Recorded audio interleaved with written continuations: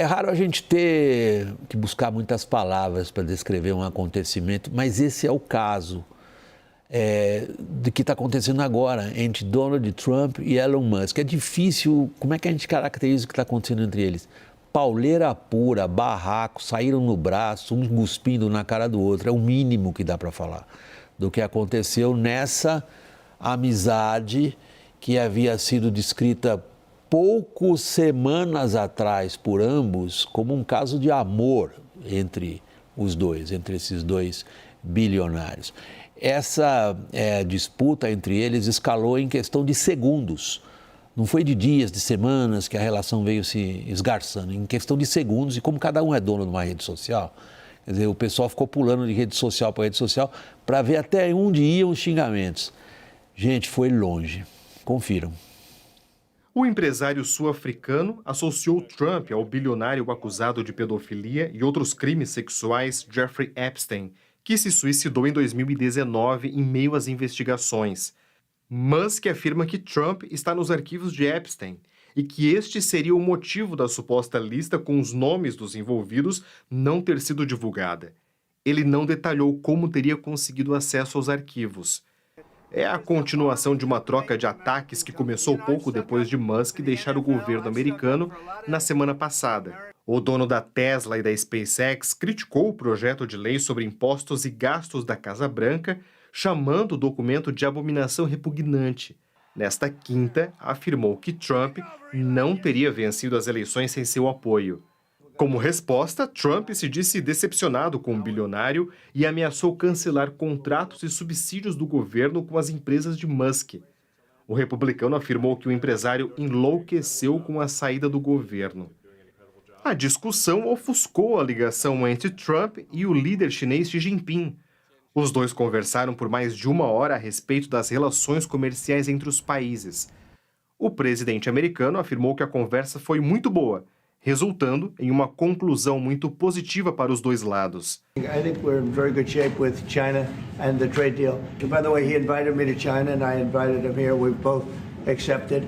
Do lado chinês, Xi Jinping pediu que Washington retire as medidas negativas tomadas contra Pequim e pediu que a relação entre os países busque resultados favoráveis. Depois da conversa desta quinta, uma reunião entre as equipes econômicas e comerciais foi marcada, mas ainda precisa ter uma localização definida.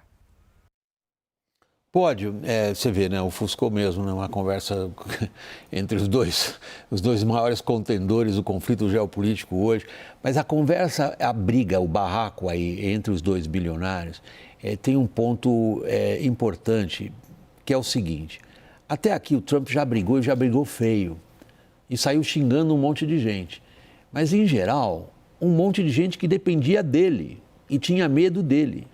Com Elon Musk parece ser diferente.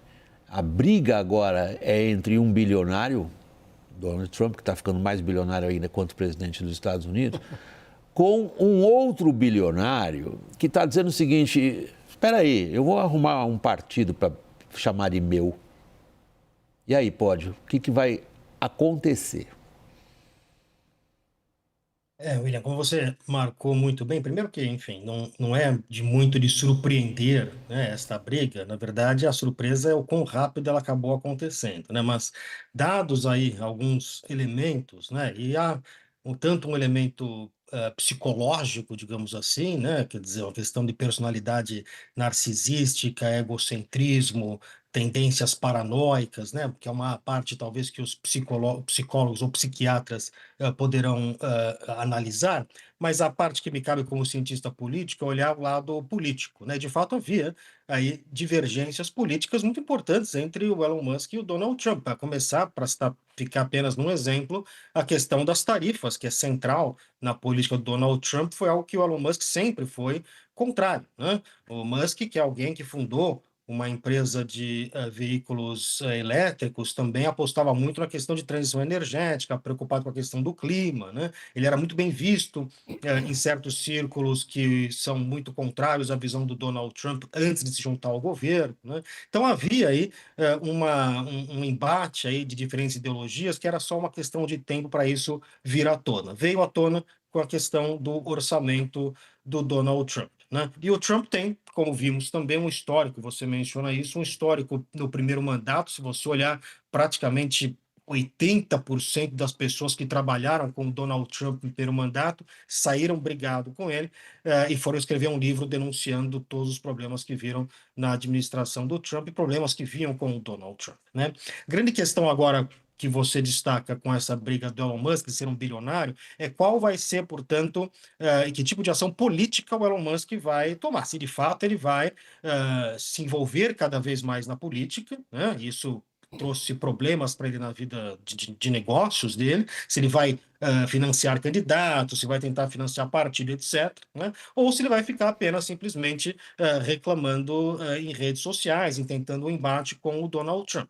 O que a gente sabe é que o que a gente pôde observar do Elon Musk nos últimos 6 meses é que ele, apesar de ser alguém muito perspicaz para negócios, né, alguns diriam um gênio dos negócios, fundou uma empresa importante, relevante, enfim, na parte administrativa muito bem, mas que é profundamente ignorante no que concerne a política e a lógica política e como a política funciona, né? Então, nesse sentido, ainda que o Elon Musk se lance à questão política, essa ignorância que ele tem sobre o mundo político pode ser um problema para ele. Então, nessa disputa, se você me pergunta o que vai acontecer entre Elon Musk e Donald Trump, eu acho que quem sai ganhando vai ser o Donald Trump. O Trump sempre diz, até num tom irônico, né? Ele sempre consegue dar às pessoas good television. Esse espetáculo de reality TV extraordinário, inacreditável quem esteja vendo isso. Aquilo que ele fez com o Zelensky, depois fez com o presidente da África do Sul. O tom dessa briga, isso aí é reality TV pura, da melhor, ninguém consegue fazer nada parecido a isso. Agora, se a gente sair um pouquinho dessas personalidades, o próprio Poli estava dizendo, isso aí é assunto para psicólogo, psiquiatra, eu sou cientista político, eu vou olhar para outro lado. Agora, no campo da política, já havia um racha importante dentro dos movimentos de direita americanos em relação a essa amizade, eu não sei como que nome que se dá agora, entre Musk e Trump. Boa parte do próprio movimento do Trump, se a gente considerar o Steve Bannon como um seu ideólogo, pediu hoje uma investigação criminal contra o Musk, dizendo que ele é um imigrante ilegal. Mas o Bannon já vinha dizendo, olha, isto aqui não é o nosso movimento. Musk e os bilionários não representam a revolução cultural, ou que nome se quiser dar isso, que Trump vem trazendo. O que a briga significa nesse campo da direita americana? O que une eles é a coisa anti-woke, anti-diversidade, equidade e inclusão. Nisso eles estão juntos e é uma adesão recente do Elon Musk a isso, depois que um filho dele se tornou uma mulher transgênero e se colocou contra o pai. Ela também é comunista e tirou o sobrenome. E isso chocou, magoou profundamente o Elon Musk. Ele disse, eu perdi meu filho para a cultura woke. Foi esse o movimento que ele fez. Nas outras áreas todas, ele pensa e tem interesses completamente diferentes. Tanto que todos os pleitos dele no governo foram rejeitados. Foi por isso que ele saiu de forma tão raivosa, né? Foi o Joe Biden quem deu subsídios para os carros elétricos, para a Tesla. E é isso que está no pacote, a retirada desses subsídios, né? Primeira coisa, ele quis que a Agência Federal de Aviação contratasse a Starlink. A agência falou, não vou contratar, não vou usar satélite só para o controle aéreo. Não, isso tem conflito de interesse. Ele queria nomear o comandante da NASA, onde ele tem interesse da SpaceX, também o Trump recusou. Então, assim, ele era um financiador da campanha do Obama, um admirador do Obama. Ele participou do primeiro conselho empresarial do primeiro governo do Trump, ficou pouco tempo, saiu dizendo que o Trump era um idiota e um palhaço. Foram essas duas palavras que ele usou, né? Então, assim, não há visões iguais. E o Musk, se ele criar um partido, e outra, ele é um imigrante, e essa indústria de tecnologia depende dos imigrantes. E a gente está vendo o estrago, amanhã nós vamos ver o estrago na economia americana quando sai o relatório de empregos, né, que está havendo queda de contratação, não por falta de demanda, mas porque não tem gente para contratar, porque não tem imigrante mais, mão de obra imigrante, como havia antes. E isso o Banco Central não tem como resolver. Então, não tem como cortar juros para resolver isso, até porque tem uma pressão inflacionária.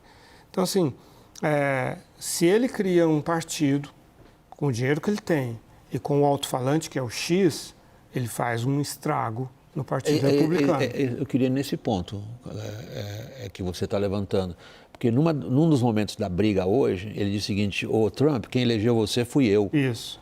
E ele faz essa ameaça, exatamente essa que você está mencionando, Lorival. Ele diz o seguinte: deixa eu ir aos republicanos, e ele fala para os republicanos assim: vocês são uns trouxas. Assim é a linguagem, não sou eu que estou falando. Foi assim que eles se conversaram. Assim, o Trump fica aí mais uns 3 anos e pouco, eu vou ficar mais uns 40. Ele está insinuando, eu passo a pergunta a você, já com aquela lembrança que o nosso tempo está super curto, tem um pouquinho mais de 1 minuto ainda. Ele está dizendo que ele é capaz de refazer uma espécie de partido republicano. Isso é realista? William, hoje quem domina completamente o Partido Republicano, e é um trabalho já de uma década, né, é o Donald Trump. Donald Trump ele consegue o começo, né, desse predomínio no partido a partir da sua primeira eleição, mas na sua segunda eleição, nesse seu segundo mandato, ele consolidou de vez o domínio completo sobre o Partido Republicano, né? E a ideia que hoje predomina no Partido Republicano é mais essa ala populista representada pelo Donald Trump do que essa ala mais libertária, tecnocrática, representada pelo Elon Musk, que hoje em dia ele é minoritária dentro do partido. Então, se ele pretende alguma transformação, isso vai ser algo que vai demorar muito tempo, né? Não é de uma hora para outra, é algo que vai demandar bastante esforço e que vai ter que se provar como é que isso vai performar do ponto de vista eleitoral. Então, uma estrada longa pela frente. Como disse, o Elon Musk é alguém que tem muita perspicácia no campo da economia, mas ainda precisa provar que ele conhece alguma coisa ou se aprendeu alguma coisa de política nos últimos 6 meses. Por último, Lorival, 1 minutinho ainda que nos resta. Xi Jinping e Donald Trump combinaram hoje que vão continuar conversando. O peso disso qual seria?